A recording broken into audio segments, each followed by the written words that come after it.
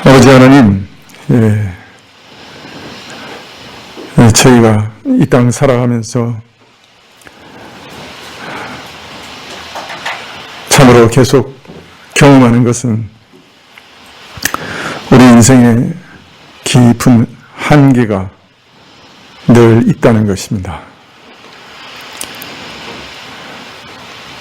사실 저희가 인생에는 늘 마치 선이 그어진 것처럼 넘지 못할 한계들이 있었는데,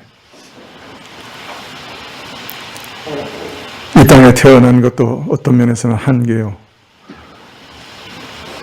또 이 시대에 태어난 것도 우리에게는 정해진 한계입니다. 또 어떤 한계들은 우리의 노력과 애씀으로 극복되고 넘어갈 수 있는 것들도 있고, 또 어떤 것은 아무리 바꾸려고 해도 바꿀 수 없는 것들도 있습니다. 우리는 종종 그 한계 때문에 그 한계에 머리를 부딪히며 피를 흘리며 고통스러워하고, 또 그런 한계를 우리 인생 가운데 그어 놓으신 하나님께 원망을 쏟아놓기도 합니다. 하나님, 그러나 이 시간에 또 기도드리는 것은 이 한계를 우리에게 허락하신 분이 누구신지 저희가 눈을 열어 볼 수 있게 해주시기를 간절히 구합니다. 하나님께서 이 한계를 세우신 분이요, 우리 인생에 그어 놓으신 분이라고 한다면 이 가운데 하나님의 절대적인 주권이 있고 하나님께서 결정하신 것이 있는 줄 믿사오니, 아버지여, 이 한계를 앞에 먼저 원망하거나 불평하거나 머리를 부딪혀 피를 흘리거나 하나님까지 원망하지 않도록 도와주시고, 오히려 지극히 낮아진 마음으로 깊이 하나님께 엎드리고 오히려 이 한계를 허락하신 하나님께 순복할 수 있도록 저희에게 믿음 주시옵소서. 또 저희 눈을 열어주셔서 하나님께서 이 한계를 우리 가운데 허락하실 때에는 참으로 하나님, 그 안에 하나님의 사랑의 손길이, 하나님의 섭리의 손길이 있음을 믿을 수 있도록 도와주십시오. 한계를 통해 하나님께서 우리를 하나님의 뜻 가운데로 인도해 가시고 가장 좋은 길로 인도하시고 끝내는 합력하여 선을 이루시는 하나님의 사랑의 손길이 그 한계 속에 들어있음을 저희 눈이 볼 수 있게 해주시고 믿게 해주시고, 그래서 오히려 그 한계로 인해 하나님을 찬양하는 저희들이 다 되게 하여 주시기를 간절히 기도합니다. 오늘 이 땅에 코로나가 허락되고 또 우리 삶이 또다시 깊은 한계 속에서 참으로 이러지도 못하고 저러지도 못하는 그런 답답함 가운데 살고 있습니다. 그러나 이것도 하나님이 허락하신 것이라면 우리 신자들에게는 분명 합력하여 선을 이루실 줄 믿사오니 하나님, 그 일을 이루시기를 원합니다. 그리고 우리는 이 한계 가운데서도 하나님께 엎드려 경배하게 하여 주옵시고, 하나님께서 이 한계를 통해 우리를 또한 빚어가시고 인도해 가실 것을 믿고 찬양하게 하여 주시옵소서. 저는 우리 청년들 위하여 기도합니다. 자신 앞에 두어진 한계 때문에 괴로워하고 몸살에 앓고 몸부림치고 있습니다. 하나님, 뛰어넘을 수 있는 한계라고 하면 하나님께서 힘 주시옵소서. 노성벽을 뛰어넘게 하시고 노타사를 당길 수 있는 능력을 주시옵소서. 그래서 저들 앞에 놓인 한계를 뛰어넘게 해 주십시오. 그러나 어떤 한계는 노력한다고 뛰어넘을 수 없는 것들도 있는 줄 믿습니다. 만약에 그런 것이라고 판명이 된다고 하면 하나님 그 앞에서 엎드릴 수 있게 해 주십시오. 하나님을 경배할 수 있게 해 주시고 주권에 순복할 수 있게 해 주시고 하나님의 사랑의 손길이 온전히 그것이 하나님의 사랑의 손길임을 느낄 수 있도록 해주시고 그 사실이, 그 사랑의 손길이 드러날 때까지 기다릴 줄 아는 인내도 허락하여 주시옵소서. 주님, 우리 청년들 인도해 주시고 그 삶 가운데 빛을 주시고 복된 삶, 하나님께서 기뻐하시는 삶 살 수 있도록, 그 인생을 드릴 수 있도록, 하나님께 온전히 드릴 수 있도록 도와주시옵소서. 오늘도 좋은 것 주신 것 감사하여 하나님께 헌물 드린 것 기억하여 주옵시고 받아주시고 찬양을 받으시고, 또 우리에게 말씀을 주실 때 저희 마음에 말씀이 견고하게 새겨지게 하옵소서. 예수님 이름으로 기도하옵나이다. 아멘. 예, 말씀은 베드로전서 3장 9절부터 12절까지 말씀입니다. 신약 380쪽인데요. 예, 베드로전서 3장 9절부터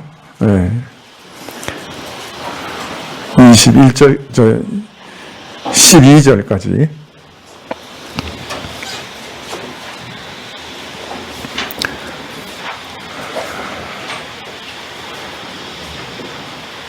베드로전서 3장 9절부터 12절까지 찾으신 줄 알고 봉독하겠습니다. 악을 악으로 욕을 욕으로 갚지 말고 도리어 복을 빌라. 이를 위하여 너희가 부르심을 입었으니 이는 복을 유업으로 받게 하려 하심이라. 그러므로 생명을 사랑하고 좋은 날 보기를 원하는 자는 혀를 금하여 악한 말을 그치며 그 입술로 괴유를 말하지 말고 악에서 떠나 선을 행하고 화평을 구하여 이를 쫓으라. 주의 눈은 의인을 향하시고 그의 귀는 저의 간구에 기울이시되 주의 낯은 악행하는 자들을 향하시느니라 하였느니라.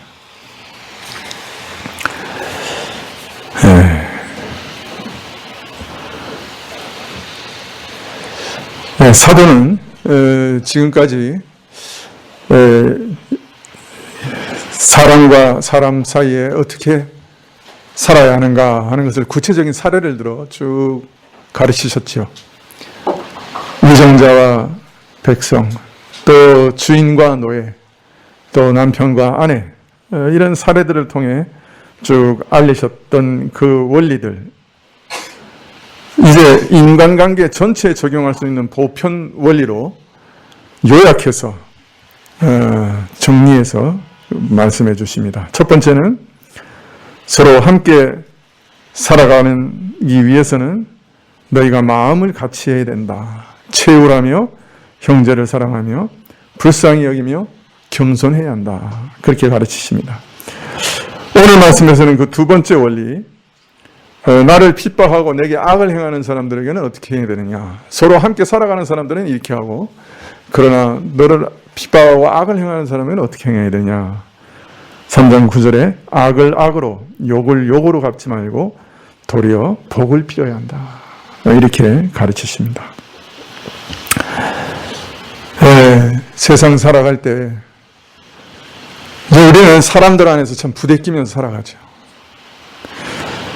또 사람들이 전부 천사 같으면 좋겠는데 그렇지 않아요. 우리가 잘 아는 대로 아담 이후로 다 부패하고 다 타락했어요. 이런 죄인들 안에서 서로 부대끼면서 살아가니 억울한 일을 피할 수가 없어요. 우리가 억울하고 답답하고 고통스러운 일들을 참 없기를 바란다고 하는 것은 모든 사람들이 천사같이 변하기를 바라는 것이고, 모든 사람들이 자신 안에 있는 악한 성품대로 행치 않기를 바라는 것이니, 이것은 죄인들에게는 도저히 바랄 수도 없는 일이죠. 따라서 세상 사람들과 완전히 관계를 끊고 외면하거나 피해서 도망가지 않으면 이 상처와 고통받는 것 피할 도리가 없습니다. 자, 이런 일을 당할 때 믿는 자는 어떤 자세를 취해야 되느냐, 그 원칙에 대해서 말씀하시기를, 첫째는 악을 악으로 갚지 말고 욕을 욕으로 갚지 말라. 우리는 상대방이 악을 행하면 악으로 갚는 것이 너무 당연하다고 생각합니다. 사실 원수 갚는 걸 우리가 뭐 당연하다고 여기지 않습니까? 상대방이 욕을 하는데 내가 욕을 하는 것은 어떤 면에서는 당연하다고 생각합니다. 네, 최근에도 어떤 국회의원들 둘이서 국회에서 서로 싸웠어요. 상대방이 겸손하게 말하지 않고, 그죠? 욕을 하니까 자연스럽게 욕이 나옵니다. 이게 인간 본성이에요. 모든 국민이 다 쳐다보고 있는 공인들도 그렇게 싸워요. 그래서 신문지상에 그게 나왔어요.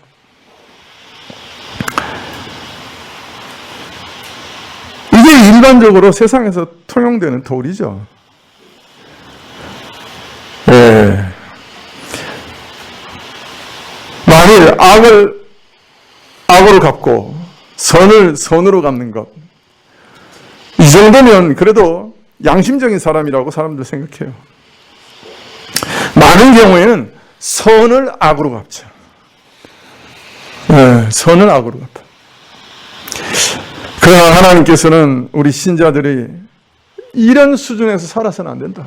네, 우리 신자들은 훨씬 높은 수준에서 살아야 된다.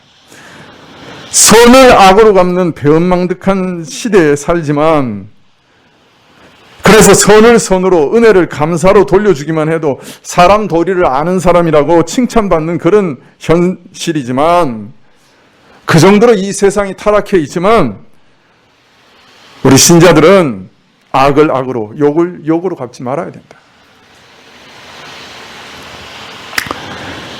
네, 이 말씀은 사실은 우리를 비판하고 우리를 욕하고 저주하는 그런 사람들을 위해서 하신 말씀 아니에요.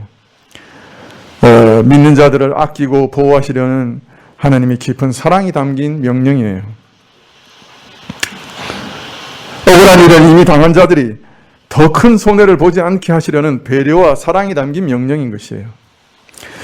여러 번 거듭 말씀드렸지만 상대방이 나에게 대하여서 행한 악에 충동되어서 나도 악한 마음을 품고 악하게 대항하면 그건 2중, 3중으로 손해보는 것입니다. 우선 상대방으로부터 당한 직접적인 피해와 상처가 있는 데다가 이것에 충동받아서 내가 악을 행하면 내가 하나님 앞에 범죄하게 되니 이것은 참으로 큰 피해라 할 수 있습니다. 이것은 사실 내가 먼저 받은 피해보다 더 크고 더 무서운 피해예요. 왜냐하면 사람이 내게 아무리 해를 끼친다고 해도 내 영혼까지 뭘 무너뜨리거나 멸망시킬 수 없어요. 그러나 내가 하나님 앞에서 범죄하고 죄를 범하면 내 영혼까지 위험하게 되는 것이에요. 그게 얼마나 큰 손해예요. 따라서 손해와 피해를 보더라도 악을 악으로 갚지 말고 모든 것을 하나님께 맡기는 것이 믿는 자 자신을 위해서도 최선의 길입니다. 하나님께 원수 갚는 것을 맡기는 거죠. 자, 그런데 사실 두 번째는 더 힘들어요. 악을 악으로, 욕을 욕으로 갚지 말고 그 다음에 뭐 어떻게 하라 그러셨어요? 도리어 복을 빌라. 누구의 복을 빌라는 거예요? 네? 누구의 복을 빌라는 거예요? 나를 핍박하고 나에게 고통을 주는 그 악한 사람, 악을 행한 사람의 복을 빌라는 거예요. 자, 이 안에는 사실은 아주 여러 가지 뜻이 함축되어 있어요. 여러분, 내가 어떤 사람을 진심으로 그 사람이 잘 되기를 바라고 그 사람에게 복을 빌려고 하면 일단 내 안에 뭐가 없어져야 돼요? 네? 한번 생각해 보세요. 진정으로 복을 빌기 위해서는 어떤 마음이 돼야 돼요? 미움과 증오와 섭섭함과 분노와 억울함이 끓어오르는 마음에서 진정 상대방을 위해서 복을 빌 수 있을까요? 없죠. 못하지요.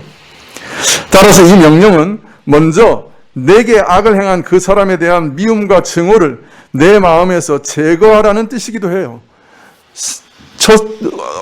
너에게 악행한 자를 위해서 기도하라라는 말은 너 마음속에 그 악행한 사람을 향한 미움과 증오심을 제거해야 된다 하는 말이기도 해요. 먼저 제거해야 기도가 가능해요.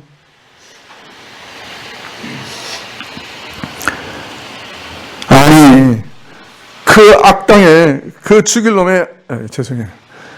멱살을 붙잡고 야구방망이로 두들겨 패주지 않아도 대견한 일이고, 그걸 참는 것만 해도 대견한 일이고, 그 악을 내가 악으로 갚지 않은 것만 해도 대견한 일인데, 아니 이 미움과 섭섭한 마음과 원통한 마음과 분한 마음을 다 제거하라고, 다 없애라고 하시니 이게 가능키나 한 말이냐 말이에요. 그런데 오늘 말씀 분명히 명하시고 계세요. 원수를 향한 내 분노를 가라앉히라고. 아니, 원수에 대해서 미워하고 분통이 터지고 원망이 가득한 마음이 어떤 마음으로 바뀌어야 이게 가라앉을까요? 어떤 마음이 돼야 가라앉을까요? 그 사람의 사정을 이해하고 그 사람의 입장이 내가 되어보고, 그래서 내가 사실은 그 사람을 불쌍히 여길 때 가능한 거예요. 이게 우리가 확 분노가 일어나고 미움이 생기더라도 그 사람의 입장에 대해서 어떤 불쌍하게 여길 만한 걸 발견하게 되면 그게 좀 가라앉을 수가 있어요.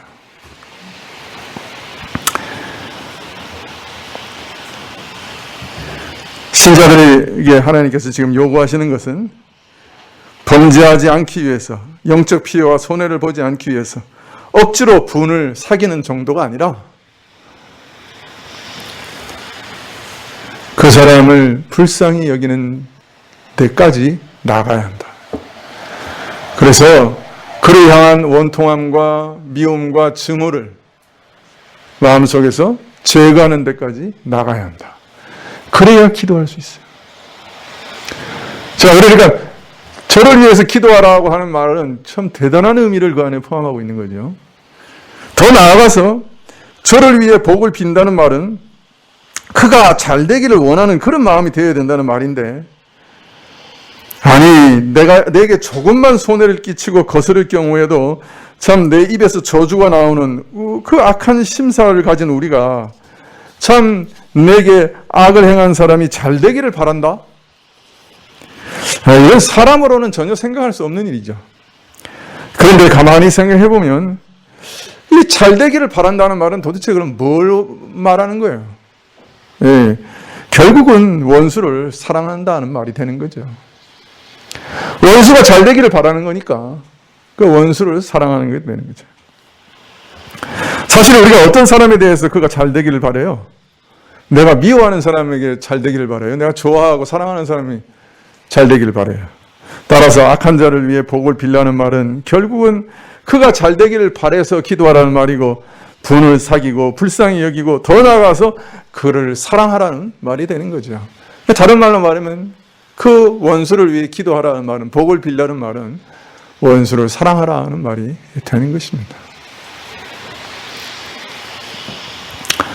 자, 그럼 내게 악을 행한 원수를 사랑할 때, 복을 빌 때 어떤 복을 비는 거예요?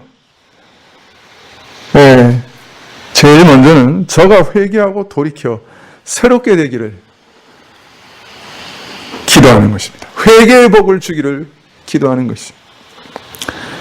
예수님께서도 자기를 죽이는 악한 자들을 위해서 어떻게 기도했어요?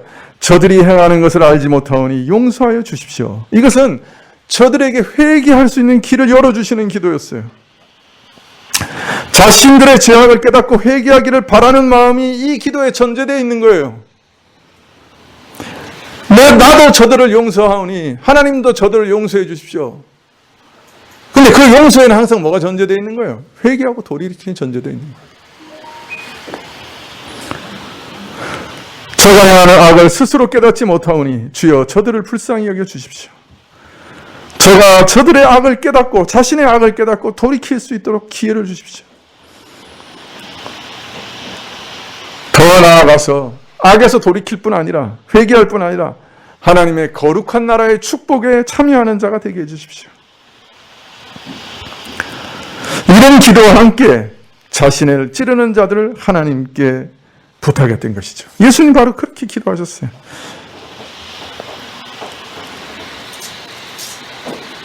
예수님의 이런 모습을 통해서 복음이 무엇인가를 또한 만천하에 보여주셨죠. 바로 이것이 복을 비는 일이에요.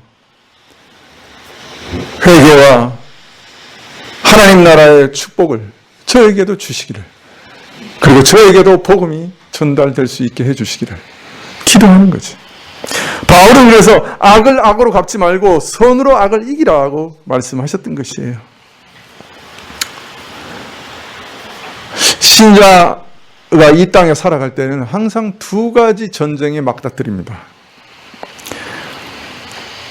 하나는 다른 사람을 죽이려고 싸우는 전쟁이고, 다른 하나는 그를 위해 복을 빌며 선으로 악을 이기는 전쟁입니다. 여러분, 신자라고 하면 어떤 전쟁에 참여해야 될까요?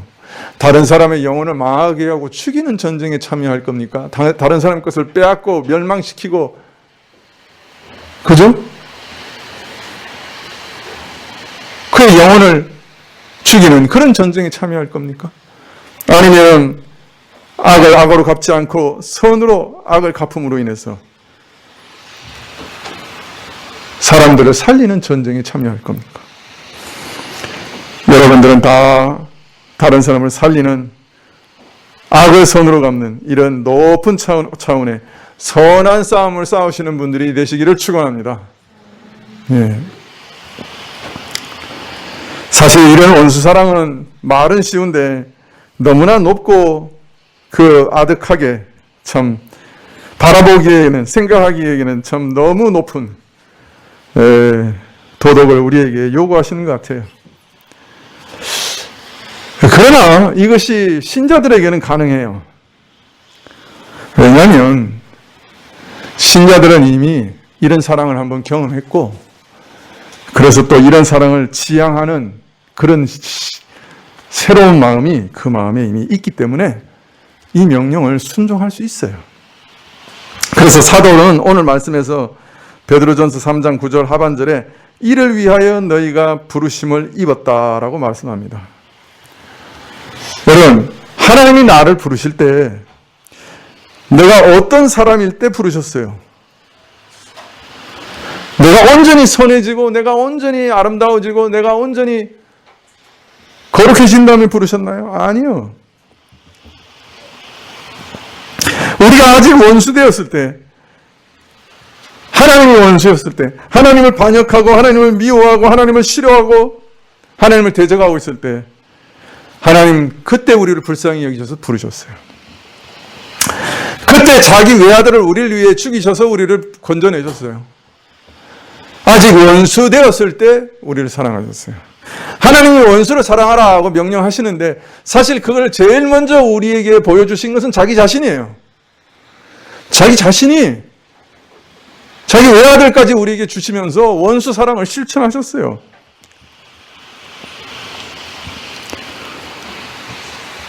자기 원수를 사랑하셔서 아들로 부르셨어요. 이런 사랑을 아는 자는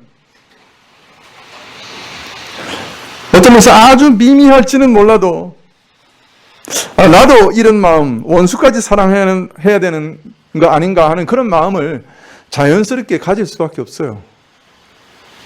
왜? 본능적으로 아니까. 본능적으로 내가 하나님 앞에서 어떤 사랑을 받았는가 하는 걸 아니까. 자기도 모르게 그런 마음이 드는 거예요. 자, 이런 마음이 우리 안에 있다는 것이 어떤 면에서는 반대의 경우 신자에게 더 분명하게 드러납니다. 그게 무슨 말이냐? 내가 한번 악을 악으로 갚겠다고 한번 결심해 보세요. 내가 다른 사람이 나를 미워할 때 나도 저놈같이 미워하고 증오하는 마음을 품고 저를 해야겠다고 마음을 품어보세요. 우리 마음이 화평이 넘쳐요? 아니면 불편해요? 어떻습니까? 내가 악을 악으로 갚겠다고 생각하는 그 순간에 우리 마음이 어떻습니까? 평안해요? 불편해요? 신자는 마음이 불편해요. 또 심지어는 그런 마음이 부끄럽기도 해요. 이것은 하나님께서 먼저 우리 안에 원수까지도 사랑하는 새 마음을 이미 심으셨다고 하는 또 하나의 증거예요. 역으로 드러나는 증거지만은, 하나님께서 우리를 부르실 때 이미 새로운 사람 만드셨고, 자기를 닮은 사람 만드시고, 원수까지 사랑하는 그런 마음 우리 마음에 심으셨어요. 그렇기 때문에 우리가 이것에 반해서 원수 갚으려고 하는 순간에 우리 마음속은 이상하게 평안이 없어요. 그리고 부끄러워져요. 이것이 죄다라고 하는 것을 우리 양심이 이미 깨닫고 있기 때문에 부끄러운 거예요. 그러므로 도저히 가다할 수 없을 것 같은 이런 일도 하나님께서 우리 마음에 심으신 새로운 마음을 따라가면 가능해요. 성령님 안에서는 순종이 가능한 거예요.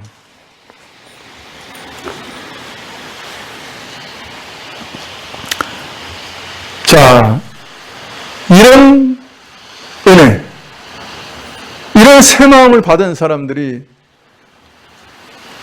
받은 참여한 복이 뭔가 하는 것을 이렇게 얘기합니다. 베드로전서 3장 9절 하반절에 이는 복을 유업으로 받게 하려 하심이라. 복을 유업으로 받게 하려 하심이라.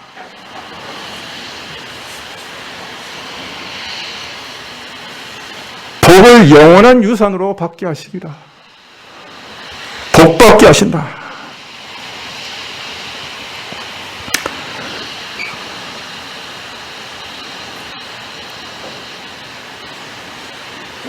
네, 저는 어떤 면에서는 기복신앙을 가진 사람입니다.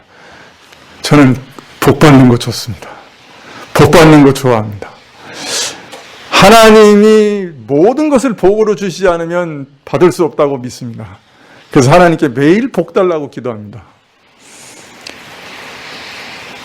그런데 세상 사람들이 기대하는 복을 구하는 것은 아닙니다. 자, 오늘도 이 복 받는다 그러니까 아주 좋아하시는 분들 많았을지도 모르겠어요. 그러나 여러분, 여기서 복은 뭘 말하는 걸까요? 여러분, 이렇게 살 때 원수까지 사랑하여 저들을 위해 복을 비는 자가 되었을 때 우리는 복을 유업으로 받는 자가 된다고 했는데, 근데 여기서 복은 뭘 말하는 걸까요? 사실 오늘 말씀하신 복은 모든 신자들에게 약속한 복이고 모든 신자들의 조상인 아브라함에게 약속했었던 복이에요. 이거는 신자들의 아비, 신자들의 최초의 조상 아브라함에게 약속하셨던 그 언약이에요. 자, 믿는 자의 조상이라고 할 수 있는 아브라함은 어떤 약속을 받았습니까? 하나님께서 아브라함을 제일 먼저 부르실 때 뭐라고 약속하셨어요? 우리 이거 다 알잖아요. 좋아하잖아요. 아브라함이 받은 약속이 뭐예요? 창세기 12장 2절에 내가 너로 큰 민족을 이루고 내게 복을 주어 내 이름을 창대케 하리니 너는 복의 근원이 될지라. 복이 흘러나오는 저주지요. 복의 근원이 되게. 그냥 복 받는 사람 정도가 아니라 복을 쏟아 부어주는, 복을 나누어주는 복의 근원이 될 거라고 그랬어요. 창세기 12장 3절에는 그래서 땅의 모든 족속이 너를 인하여 복을 얻을 것이다. 아브라함을 통해서 모든 세상 민족 만민이 다 복을 받을 거예요. 자, 그리고 모든 신자들은 이 아브라함의 복에 참여한 자가 된 거예요.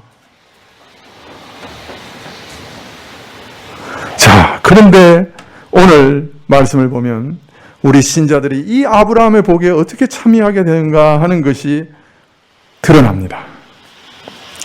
어떻게 이 아브라함의 복에 참여하게 된다고요?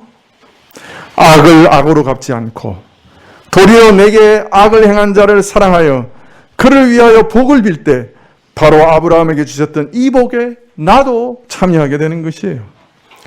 나도 복의 근원이 되는 것이에요. 땅의 모든 족속이, 모든 이방인들이 너를 인하여 복을 얻으리라 하신 그 하나님 나라의 복에 참여하게 되는 거예요.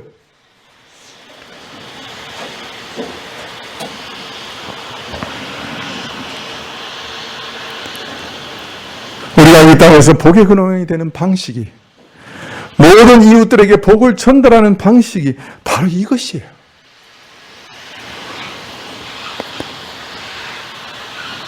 그리고 하나님께서는 바로 이런 복된 삶을 살게 하기 위해 하나님 나라의 백성으로 우리를 부르신 것이라 오늘 사도는 말씀하고 계시는 것이죠.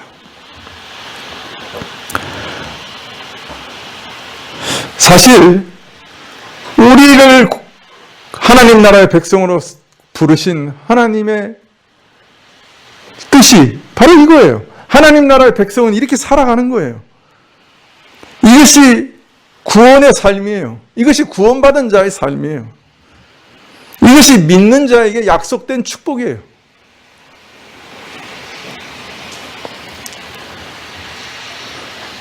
이것이 구원받은 자들, 하나님 나라의 백성들만이 누릴 수 있는 삶이에요. 이것을 영생이라고 그래요. 이거를 영원한 생명의 삶이라고 그래요. 여러분, 살기는 모든 사람이 다 살잖아요. 영원히 지옥에서 사느냐, 영원히 천국에서 사느냐, 그게 차이지. 사는 건 다 영원히 살아요. 근데 어떤 방식으로 사느냐가 문제예요. 영원히 미워하고, 영원히 증오하고, 영원히 분내고, 영원히 원통해하면서, 영원히 이를 갈면서 살 거냐. 그게 지옥이에요. 영원히 사랑하고, 영원히 축복하고, 영원히 긍휼히 여기고, 영원히 용납하고, 영원히 복되게 살 거냐. 그게 영생이에요. 그게 천국이에요. 이런 삶은 죽음 이후까지도 지속되는 거예요. 그래서 예수님께서도 우리에게 이렇게 말씀하셨어요. 마태복음 5장 44절 이하에 나는 너희에게 이르노니 너희 원수를 사랑하며 너희를 핍박하는 자를 위하여 기도하라. 이같이가 한즉 하늘에 계신 너희 아버지의 아들이 되리니 이는 하나님이 그 해를 악인과 선인에게 비추게 하시며 비를 의로운 자와 불의한 자에게 내리우심이라. 여러분, 이렇게 하면 아들이 된다는 것이, 이렇게 행하는 것이 조건으로 아들이 된다는 말이 아니에요. 아들이기 때문에 이게 가능하다는 거예요. 이것이 아들의 증표라는 거예요. 하나님의 형상을 받은 자, 하나님의 자녀가 된 증표라는 말이에요. 아니, 하나님의 아들들만 이렇게 살아갈 수 있다는 거예요. 이게 영생이니까. 이게 영생의 모습이니까. 하나님의 아들들만 이렇게 살아갈 수 있다는 거예요.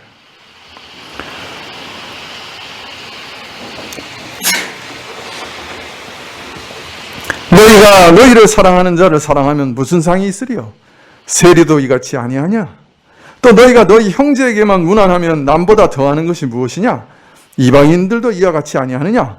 그러므로 하늘에 계신 너희 아버지의 온전하신 같이 너희도 온전하라. 너희는 하나님의 아버지의 온전하심처럼 원수를 사랑하는 자가 되어야 되고 그들을 위하여 복을 비는 자가 되어야 한다. 그렇게 예수님은 가르치셨어요. 오늘 사도 베드로가 말씀하신 것과 똑같은 말씀이죠. 자, 그런데 이런 말씀은 신약에만 있는 게 아니에요. 구약도 이렇게 가르쳤어요. 자, 베드로는 바로 이것이 구약 성경이 약속하신 하나님 나라의 백성의 삶임을 시편 34편 12절부터 16절을 인용해서 또다시 증거하고 계세요. 그래서 베드로전서 3장 10절부터 그것을 인용하고 있는데요. 그러므로 생명을 사랑하고 좋은 날 보기를 원하는 자는 혀를 금하여 악한 말을 그치며 그 입술로 괴유를 말하지 말고 악에서 떠나 선을 행하고 화평을 구하여 이를 쫓으라. 화평을 구하라. 모든 사람과 화평하려고 노력해라.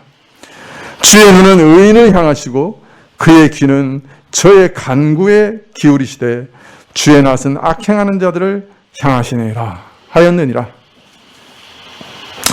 오늘 시편 34편 말씀을 얼핏 읽으면 우리 경건과 선행과 사랑이 생명을 얻고 좋은 날을 얻는, 즉 하나님께서 우리를 선대하시는 조건이나 근거가 된다고 오해할 수도 있습니다.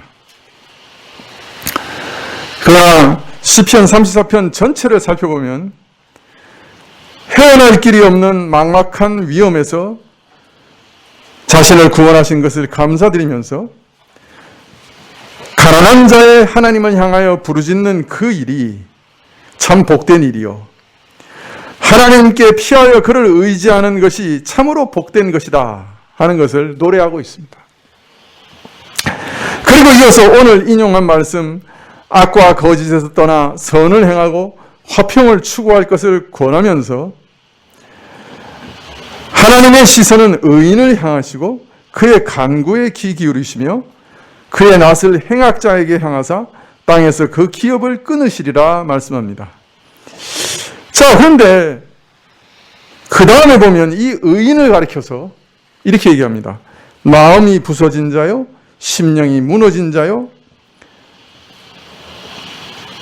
어려움을 많이 겪지만 하나님을 의지함으로 하나님께서 저를 구원하시는 자다. 이렇게 설명하고 있어요. 즉 시편 34편에서 말하는 의인의 성격이 단순한 게 아니에요. 선을 많이 행하고 의를 많이 행하는, 그래서 죄가 하나도 없는 그런 온전한 의인을 말하는 게 아니에요. 오히려 하나님을 의뢰하고 의지하는, 하나님께 피하는 자를 말하고 있어요. 말하자면 시편 34편 전체의 흐름을 따르면 여기서 말하는 의인은 심령이 상하고 무너진 가난한 자예요. 환난 중에 오직 하나님께 피하고 그를 의지하는 믿음으로 사는 사람이에요. 하나님께 부르짖어 도움과 은혜를 구하는 자예요. 이런 자가 의인이에요. 말하자면 하나님께서 그에게 선대하실 만한 어떤 적극적이고 긍정적인 조건을 갖추어서가 아니라 오히려 가난한 자로서 환난 중에 오직 하나님께 피하는 믿음을 가진 자, 그를 의지하는 자, 간절히 하나님의 도움과 은혜를 구하는 자, 그런 자가 의인이요. 이런 자들에게 은총을 베푸신다 하고 알리고 계시는 거예요. 이처럼 가난한 자가 부르짖어 간구하는 그 기도를 들으시고 그를 모든 환난에서 구하시고 선대하신다 하는 그 은혜에 대해서 말씀하시면서 악과 거짓에서 떠나 선을 행하고 화평할 것을 추구하라고 권하시는 만큼 이것은 하나님으로부터 이런 긍휼의 은혜를 입은 자로서 합당하게 사는 것이 어떤 것인가 하는 것을 가르치는 내용이라고 할 수 있어요. 즉 하나님께서 하나님 앞에서 선대를, 그 복을 받기 위한 조건이 아니라 은혜로 선대하시는 것을 경험한 자가, 이런 은혜를 입은 자가 어떻게 사는 것이 마땅하냐 하는 것을 말하고 계시는 거죠. 그 나라의 백성된 자가 신령한 생명 가운데 살아가는 방식은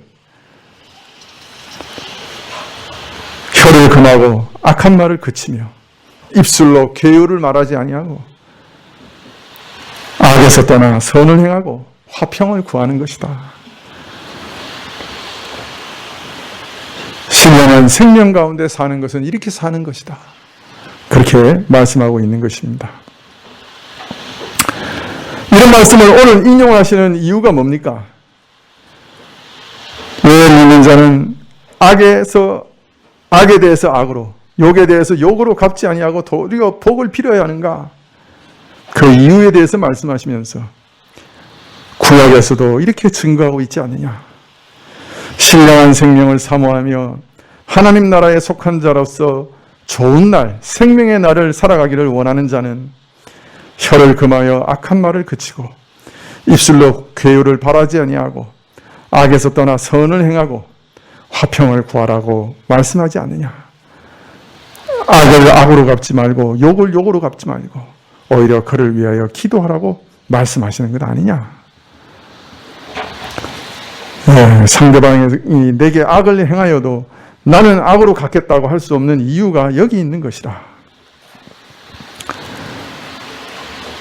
이처럼 하나님 나라의 백성은 신령한 생명을 사모하는 믿는 자는 악에서 떠나 선을 행하고 화평을 구하는 자로 부르심을 받았으니, 또 이것이 하나님 나라의 백성의 삶의 모습이니 내게 악을 행하는 그 사람에 대해서 내가 악으로 맞서겠다,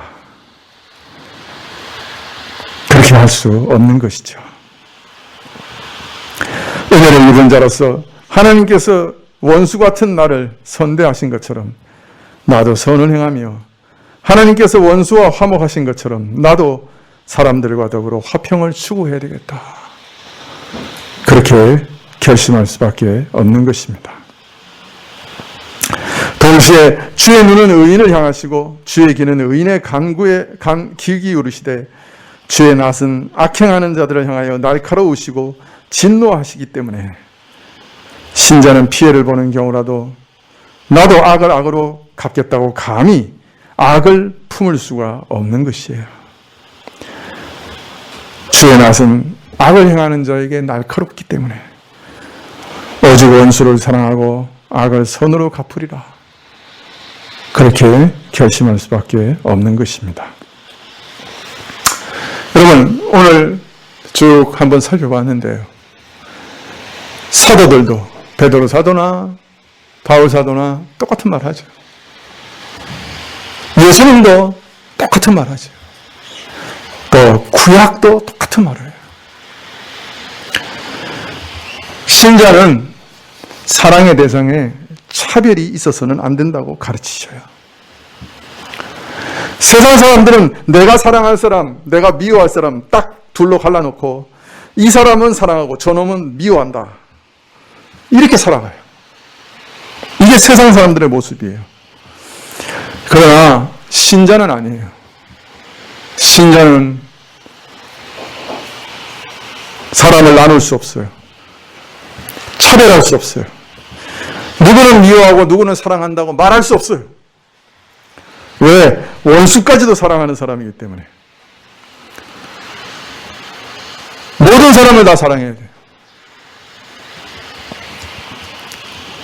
이런 말씀 들으면 에이, 불가능한 말이다.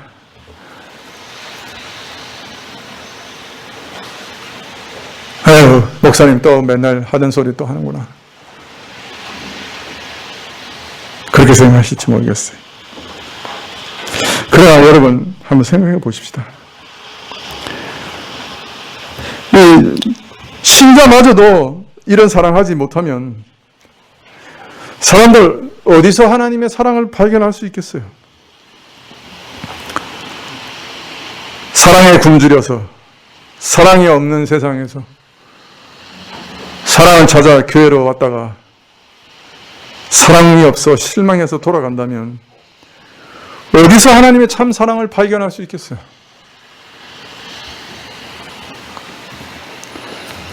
너희는 세상의 빛과 소금이라 하셨는데 빛과 소금이 그 맛을 잃어버리면 어떻게 되겠어요? 그렇기 때문에 이런 사람은 아주 고상한 사람, 신앙심이 깊은 사람, 목사 같은 사람만 실천하는 거 아니고 우리 모두가 실천해야 될 필수적인 것이지요. 이거 잃어버리면 우리 교회는 빛과 소금의 역할을 잃어버립니다. 네, 성령님 의지해서 이런 사랑을 이미 우리에게 주신 그 하나님 바라보면서 우리도 그 길을 따라가야 되는 것이에요.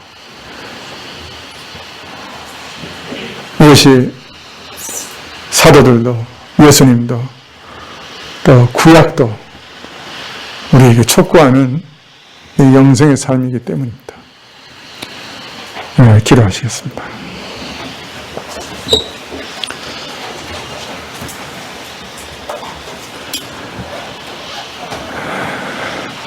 하나님, 원수를 사랑하라 하신 그 말씀 한마디만 해도 우리는 정말 소망 없는 죄인입니다.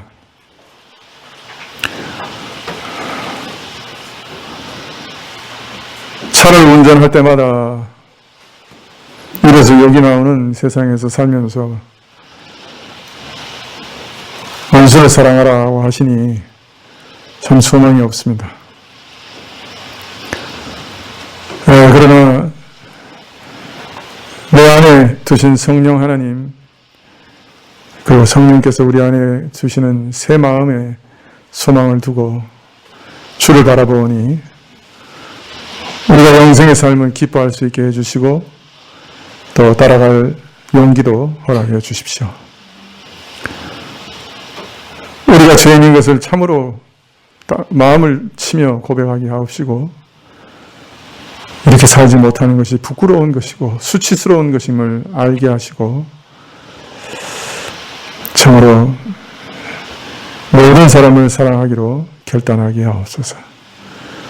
또 교회 안에 이런 사랑이 넘쳐서 이 교회 안에 들어오는 자마다 원수까지 사랑하신 하나님의 사랑을 경험할 수 있도록 도와주시옵소서. 예수님의 이름으로 기도합나이다. 아멘. 176장 찬송하시겠습니다.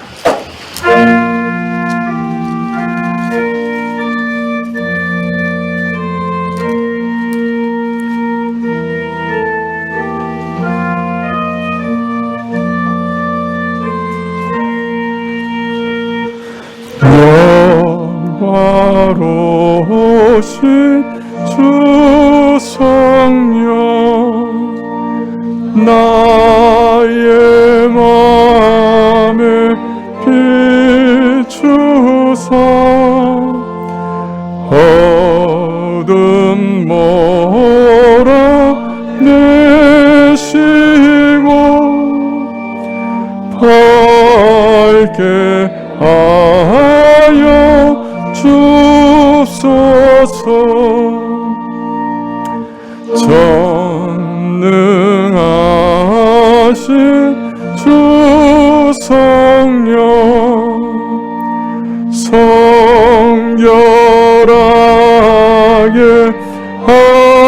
하시고 나의 마음을 괴롭히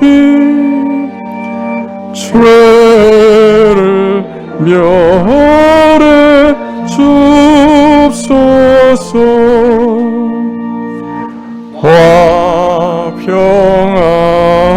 화평하신 주 성령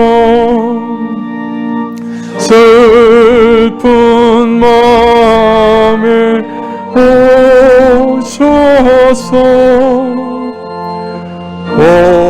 온갖 괴로움 없애고 기쁜 마음을 주옵소서. 신령하신 주 성령 나의 마음에 계시사 망령되니 고치고 홀로 주가 앞서서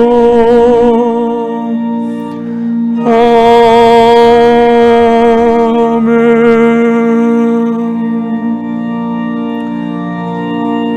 지금은 우리 주 예수 그리스도의 은혜와 하나님 아버지의 그 크신 사랑과 이 은혜와 사랑을 깨닫게 하시고 누리게 하시는 성령님의 교통하시고 역사하심이 오늘도 하나님의 아들로서 아들답게 살아가기로 결심하며 머리 숙인 주 백성들 위해 지금부터 영원까지 함께 계실지어다. 아멘.